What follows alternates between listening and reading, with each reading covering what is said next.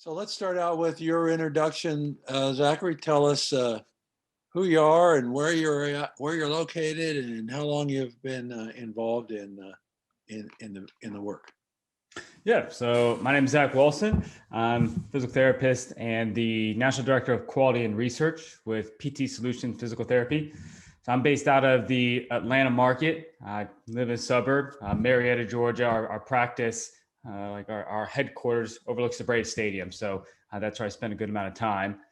I've been with the practice now for about 7 years. I graduated Emory University's physical therapy program in 2014, went to PT Solutions to do their orthopedic residency program, and have been with them since. Started with operations, running a handful of clinics in our East Georgia market. And then in 2017, I moved into this more research and qualitative role where I help run our orthopedic residency program as the coordinator. And I do a lot of teaching. So I travel around our practice and run CEU courses. I do a lot of research in-house and collaboration with other universities. So a lot of differences, and then kind of a lot of different parts of this field, an academic piece, the private practice, the hospital, really enjoying it, learning a lot along the way. So I'll just reintroduce myself to our listeners today. I got my yard work gear on, so I apologize for that. But we're in Spokane, Washington, where there's a physical therapy school, Eastern Washington University. We were founded in 1990 by a physical therapist who was still in school and who was an active inventor. His very first invention was the TheraLoop door anchor for tube and banding exercise. You put the loop in the hinge side of the door and you close it and pinch it in there. And it does a little better job of not breaking the TheraBand. And it also, you can adjust it to the right height for the particular exercise. From there, we became an early user of the distribution team at what was then called Salmons and Preston, now is known as Performance Health, the company that acquired TheraBand. And so we have a strong relationship with them, but we also have a strong Amazon presence, and we're one of the leading providers of shoulder pulleys. Now, I'm going to ask you a few questions. There aren't right answers to this question. There are, what's your take on things? And so please don't be inhibited by the fact that I'm in this space in the device, because this is more about just spreading out people's take on things. First, tell us about that practice that you're in. Is it multi-locations? How many are there? Yeah, it's multiple locations. I'd have to see, it's in the low 200s right now. We're across 20 different states. Just moved into Pennsylvania recently. Our hubs are predominantly Atlanta, and then we have other big hubs in the Asheville market, North Carolina, Tampa, Illinois, and Kansas City. Those are where a lot of our big ones are right now. Okay, and are you integrated at all with OT or even with orthopedics or with hospitals? Yes, we partner with a lot of hospitals. So here in Atlanta, we partner with Wellstar.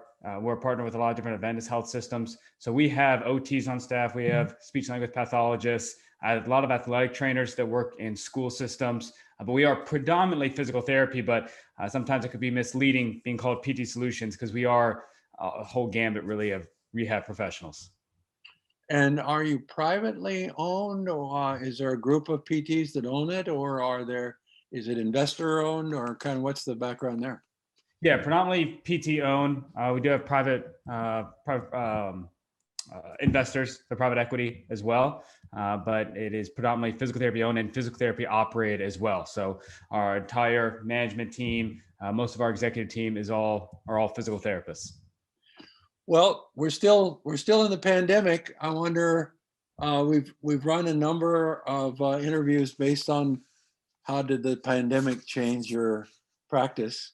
Yeah. And we've kind of talked a bit to folks about how telehealth may or may not have been able to absorb some of the loss related to people's reluctance to come into the facility.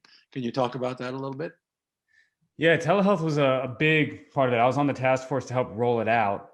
Telehealth It was interesting for us because in some areas it was real quick, rolled out. We worked with a company called Better PT, and we got in all of our private locations. There was a delay in some of our hospital partners on the approval and figuring out the billing side and the coding, but eventually we did get it out there, and it was a great bridge for us, for the individuals that didn't want to come in, kind of a hybrid approach as well. It was interesting. I was talking to some researchers out in Canada who run CBI, one of the largest physical therapy practices up there. And they did a large collection of data that showed hybrid was the best outcomes, both in physical and mental health outcomes, rather than just in person or just via telehealth. And we saw similar good outcomes when we could do the hybrid approach, really work with our patient. So we've seen the volume of telehealth tank lately, now that people are coming back in the clinic. But I'm hopeful that the insurance companies allow us to maintain it because it is a nice option for our patients. So it hasn't been real sticky as we've started to come out of the pandemic. I think a big part of it is not just patient. Therapists like treating more in person with the individual.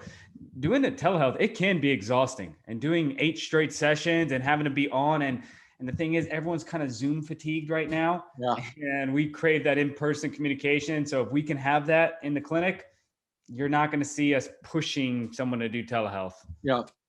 When you talk about the hybrid model, though, would you say that there's the initial eval and then some check-in and then some discharge in the hybrid model? Is that kind of where you see it, where it will remain, or what do you think?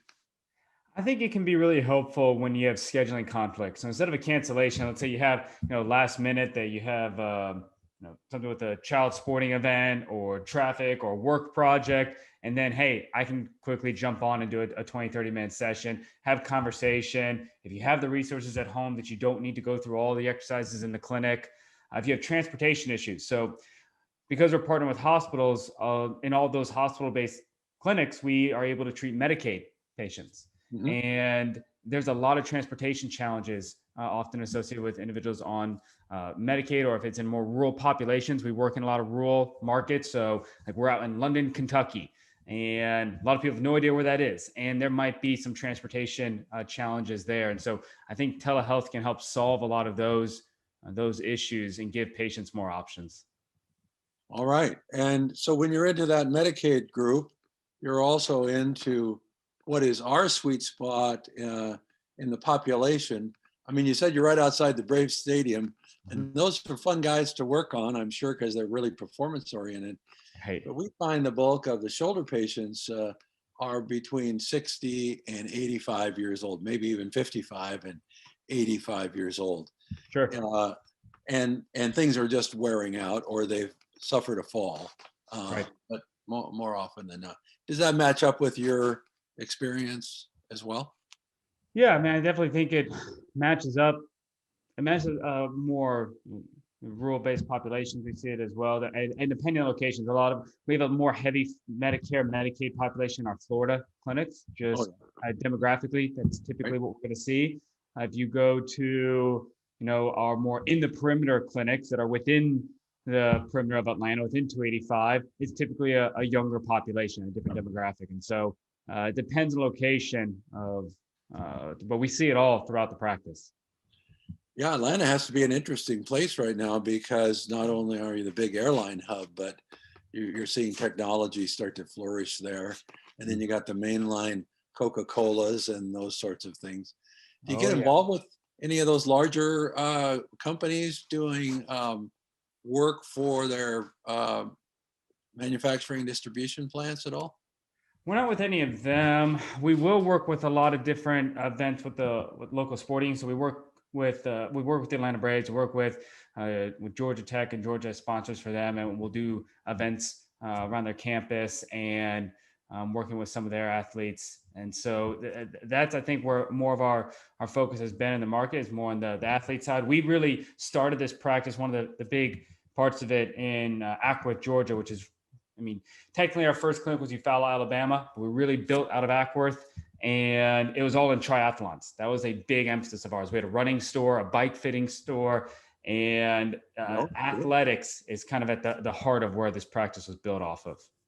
were a lot of those cash patients? Because there's people that are doing triathlons, they spend a lot of money on bicycles, they spend a lot of money on gear, and they don't like being out of the sport, for setbacks. No, they don't. It depends. So when we have the private clinics, we have a little more flexibility than all the time with the hospital clinics. We typically don't have cash base there. And then in Georgia, up until was it 2016, we didn't really have any form of direct access as well. So we saw a lot of it was having to go through insurance and the delay with that. Now that we have 8 days or 8 visits or 21 days, we have more flexibility, and we're seeing some of those cash-based pairs a little more in the last couple of years. Is it a referral business with those athletes, or are you doing any recruiting on like Facebook or Instagram or any kind of work like that to tell them that you're good in that area? Yeah, we have the social media. We get involved with a lot of races. So I remember when I opened our clinic in Duluth, it was almost every other weekend we'd go to some kind of sporting event where it would be working with running stores, doing 5Ks, doing triathlons, whatever it might be. So our therapists are really in the community, and you'll find them at some event almost every Saturday. Wow. How many therapists, providers do you think you got system-wide? I think we're in the 600s right now. Yeah. What are you doing about therapist burnout? The declining reimbursement, the pressure to have completed chart notes. Are you using a lot of automation, or what's your strategy there to keep from burning through them? Yeah, it's such a big thing. I actually spoke with one of our regions on that, did a presentation, same one I gave APA Georgia on Monday. And hey, I mean, it's a lot of strategies. A big part of with burnout is investing in the residents and non-residents, anyone who comes in our practice for, what gives them fulfillment. So whether it be different types of education, depending on, if it's CEUs, if it's residency, if it's mentorship, but really want to make sure they feel invested in and that they have the skills they need. I think that's a big part. Instead, where you can see a lot of times new grads are just kind of dropped in, make sure you see a full caseload and kind of good luck, rather than having that partnership. We really make sure that every single manager's got regular one-on-ones, monthly communication with our individuals that we're partnering them kind of with buddies, with mentors as well. So it's that relational piece, because when we look at the research, workload definitely plays a role, but that's just a part of why individuals burn out. A lot of it is that, do they get fulfillment from their job? Are they thanked at work? We expect all of our leaders to write at least 2 handwritten thank you notes every month. And that's just the baseline. And so when you feel validated in your job, when you feel rewarded and that someone cares about you at work, that helps a lot more, especially than just the generic, yeah, good job, or just throwing them in the deep end with caseload. Yeah. So do you have a metric? Are you asking your people to do 12 to 14 visits a day? And are they responsible for kind of pulling the patient, helping them remember and get in for those appointments? What's your strategy there? Yeah, I'd say on average, it's probably around across the different markets, probably about 12 visits is usually the standard per day. We do put a lot of ownership on the therapist to own the schedule and see the patients they want to see. And so they're really heavily involved in the market. They get to know the physicians. My boss now, he's one of the regional vice presidents, one of my first mentors in the practice, Mike Hemby. He started his first clinic with cheerleading and gymnastics. He would go there on the evenings. He'd help them out. He would work with the coaches. It wasn't something he had history with. He just saw that, hey, this is an opportunity in the community. Gymnasts have ridiculous training schedules, and they're always hurt. And he saw a need that he could help with. And then he started seeing a lot more athletes and family in his clinic because of that. So we put a lot of ownership on the patients, on the therapists. We give them the training to do it. But I also feel like you get more fulfillment when you can see the patients you want to see, and you're really known in your community as well. Yeah, interesting. Well, let's talk a little bit about shoulders, if you don't mind. Kind of across the board, when I've been to APTA meetings and AOTA meetings, I'm hearing therapists say that plus or minus around 20% of their practice touches on the shoulder at some point during the plan of care. Is that Does that line up with what you're experiencing? Yeah, I can see that. I was thinking through because we use photo to measure our outcomes. Yeah. And I think we said usually around 15 to 20% of our cases would be classified as shoulder. But patient comes with neck pain, thoracic, you're likely going to be having some kind of work on their shoulder. Right. Right. And then what about in terms of non-operative patients versus post-op patients? We see about a 50-50 split there. Mm-hmm. Obviously, post-op patients they come in with doctor's orders, and that's pretty cut and dried. But the non-op patient, because I think my read on it is because the internet is giving people more and more information and hope for an ability to resolve without a surgical intervention, that they want to try things beforehand. How's Yeah. that mix sound to you? Does that sound similar? That's pretty high. I would say ours is probably closer.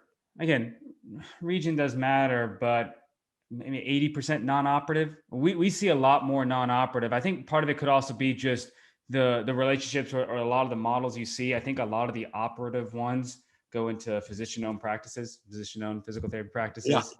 And so it's not to say that that's not the split altogether with patients, but from what we see, I know, for example, the clinics that when I was operating and running them, maybe 5% of my caseload was surgical. Just because I typically, and we go in the community, we're trying to see the patients before they're getting surgery. So I think part of it is the model and who we're going after. And that's usually not our sweet spot. We're trying to get patients beforehand. Yeah. Well, if you can capture them, you can be a lifesaver for them, because that post-op recovery is no picnic. No, it's not. It's usually a cascading event. I think a lot of times it can give the wrong message that it fixes something, and then nothing of the underlying issue, none of it's addressed, whether it be activity level, whether it be nutrition or stress or any of the combination. It's just kind of this idea. I'm sorry. Sorry about that. It's just this idea that if you get the surgery, then all is well and all is fixed. And that's just not ever the case. No, so many of them come back for a revision on that surgery because they don't fix the underlying problem. Yeah, absolutely. So It's a big issue and it's disappointing. how do you feel about shoulder pulley, Zach? I think from a shoulder pulley standpoint, anything that encourages someone to move more is going to be a benefit. And so if someone has a fear of activity, they're fearful of moving their arm, and a pulley is going to be something that's going to get them past that to do the movement, then great. Pulleys are something that I haven't used very frequently. I think that depending, if I had someone with a lot of precautions, then I want to control that a bit more. And if they were lacking precautions, then I like to get them doing a lot of different types of movements. But again, I think that I've seen my practice evolve the last few years. When I first started, it was very much a mindset of this is the right type of movement, this is a bad movement. Now I'm very much you need to move. Move. Like, I don't like all the correction. There's no one way to row, squat, deadlift. I don't care if your back is bent, all of the rounded, all these things. Just people need to move more. In fact, when I give talks on the shoulder pulley, I tell them there's no magic in the pulley. I mean, it's a rope, it's a pulley, it's two handles, right? Right. The magic's in the movement. Let's get that blood circulating again. Let's get that synovial fluid going, and let's not get up into pain. It's not about pain and gain. It's about moving in a pain-free range. I call it the ultimate engagement tool at home, because you get up in the morning and there it is hanging on your bedroom door, and you think, oh yeah, I got to do 15 of those before I get out the door, and I got to do another 15 of them when I go to bed. It's just a memory trigger that I got to move, is kind of why I do it. Oh, sure. Those visual cues can be very powerful. Even if it's not just that, just by starting your day with a movement, then it just encourages you again to move, because it's very easy to get in the habit right when you wake up of being rigid and not moving. So something that encourages that, I'm all for any kind of tool that gets more activity, more movement. Yeah, we put shoulder pulleys we encourage people to use the one that has a metal bracket so it goes up and stays up. You Mhm. know, we sell them with webbing straps, about half of them are, but when they go in the top drawer in the bureau, they don't help anybody. It's when they're up there giving that visual cue that people start moving. The people who use them tell us that they start to feel better about 90% of the time. Sure. The ones that aren't using them aren't moving, Right. and you know, a chance for a better outcome isn't as good. Well, I'm cognizant of the time. What if you were going to kind of say any message you'd like to pass on in terms of two other therapists? What's uppermost in your mind these days as you move around your system?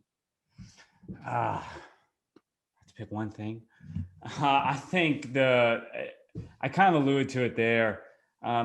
For me right now, it's all about what is going to be the most valuable thing for a patient to then have future use of healthcare down the line. Like, I think too many times in therapy, there's this big emphasis on what can I, as the therapist, do for someone, whether it be my magic hands and some new manipulation or a tool to use on them, or whatever it might be.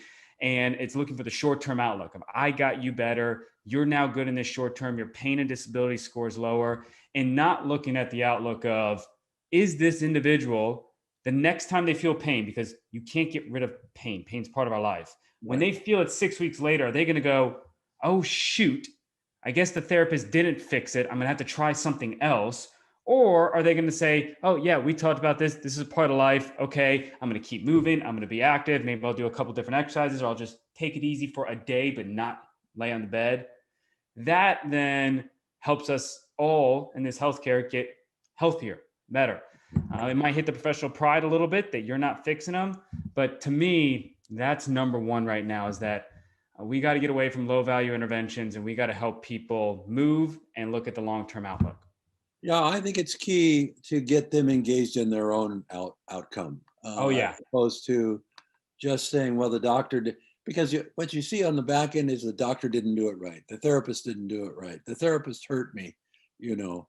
Mhm. And I like to encourage people that this is all trial and error. We're all trying to find some therapeutic intervention that will help you and solve your problem, but you have to be on the team. In fact, you got to be responsible for choosing the team, you know, and from a patient standpoint. It's a mind shift, and particularly people in my age group. I'm 70. I think we all thought surgery was going to be the answer, you know, and we all thought someone was going to fix this, or, you know, as the old songs used to say, one pill makes you larger and one makes you small, you know. We were going to take some medicine and it was going to fix us, but it's really patient engagement and that mindset shift that you're alluding to there. No, absolutely. It is. It's the shared decision making. You are a healthcare team, and it can't just be putting all the ownership on one side or the other. Well, Zachary Walston, thanks very much for your interview today. Really glad we found each other, and look forward to it.